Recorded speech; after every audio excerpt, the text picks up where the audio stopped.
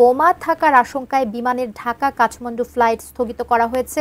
এ ব্যাপারে বিস্তারিত জানাতে আমাদের সঙ্গে নিউজরুম থেকে যুক্ত হচ্ছেন সহকর্মী আরাফাত সিদ্দিকী।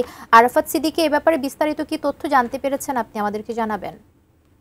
বাংলাদেশ বিমানের যে ফ্লাইট 373 এবং এটি আসলে কাঠমান্ডু যাওয়ার কথা ছিল। ফ্লাইটটি বিকেল 4:45টায় বাংলাদেশ ঢাকার যে শাহজালাল আন্তর্জাতিক বিমানবন্দর সেটি ছেড়ে যাওয়ার কথা ছিল। তবে ফ্লাইটটি ছাড়ার কিছুক্ষণ আগে একটি অজ্ঞাত সূত্র থেকে খবর আসে যে বিমানটিতে বোম রয়েছে এমন একটি খবর পেয়ে আইনশৃঙ্খলা রক্ষাকারী বাহিনী সঙ্গে সঙ্গে ফ্লাইটের যাত্রাটি স্থগিত করে এবং তারা নিরাপদে যাত্রী যারা ছিলেন তাদের সবাইকে বিমানটি থেকে সরিয়ে নিয়ে আসে। এরপর বোম ডিসপোজাল ইউনিট সহ যারা নিরাপত্তা বাহিনীর যারা সদস্যরা ছিলেন তারা পুরো বিমানটিতে তল্লাশি চালাচ্ছেন বলে সবশেষ আমরা জানতে পেরেছি। ডিজাইন, এলিগেন্স, বিউটি, সেরা পণ্য সবার জন্য জেভিকো।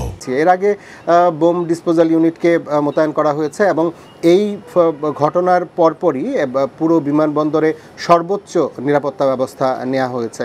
আমরা শেষ খবর যে জানতে পেরেছি যে এখনও সেই তল্লাশি চলছে এবং যাত্রীরা বা বিমানবন্দরের অন্যান্য যারা আছেন অন্যান্য ফ্লাইটের যাতে বিঘ্ন না ঘটে সেই কারণে সার্বিক ব্যবস্থা নিয়েছে বিমানবন্দর কর্তৃপক্ষ।